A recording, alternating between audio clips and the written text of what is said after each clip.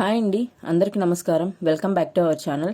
మేము ఈ Navratri series videos అన్ని విజయవాడ కనకదుర్గమ్మ అలంకరణ ప్యాటర్న్ని బేస్ చేసుకొని వీడియోస్ రిలీజ్ చేస్తున్నామండి. ఒక్కో దగ్గర డిఫరెంట్గా చేయొచ్చు ఒక్కో రోజు. ఈ రోజు మన నవరాత్రి సిరీస్లో 5th డే. ఈ రోజున అమ్మవారి విశేషాలు ఏంటో తెలుసుకుందాం రండి. 7వ తేదీ సోమవారం, అశ్వయుజ శుద్ధ పంచమి.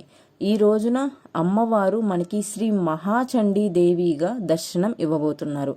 అమ్మవారిని చండి లేదా చండిక అని పిలుస్తారు. చండి అనే పదం చండ అనే సంస్కృత పదం నుంచి వచ్చింది. సంస్కృతంలో చండ అంటే ఛేదించగలదు అని అర్థం. ఈమె మహాలక్ష్మి, మహాసరస్వతి, మహాకాళీ స్వరూపిణి, అలానే పరదేవత స్వరూపం కూడా.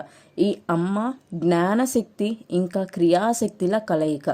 ఈ పరాశక్తి రూపమైన చండీదేవి బ్రహ్మస్వరూపంగా వర్ణించారు. ఈ 5వ రోజున అమ్మవారికి బంగారు వర్ణం చీరని సమర్పించవచ్చు.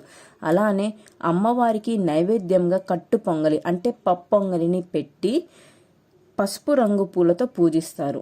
అలానే ఈ రోజున అమ్మవారికి చండి లేదా దుర్గ సప్తసతిని పారాయణం చేస్తారు. మన హిందూ సాంప్రదాయంలో చండీ హోమంకి విశేష ప్రాధాన్యతని ఇస్తాము. ఈ హోమంని భారతదేశం అంతటా వేరువేరు సమయాల్లో, ముఖ్యంగా నవరాత్రులలో ఎక్కువగా నిర్వహిస్తూ ఉంటారు. ఈ హోమం జరిగేటప్పుడు సప్తసతిలోని మంత్రాలని వల్లిస్తారు. అలానే దీని తరువాత కుమారి పూజ, సువాసిని పూజ ఇలాంటివి కూడా జరిపిస్తారు. ఎక్కడైతే చండీ ఆరాధనలు జరుగుతాయో అక్కడ దుఃఖం అనేది రాదు.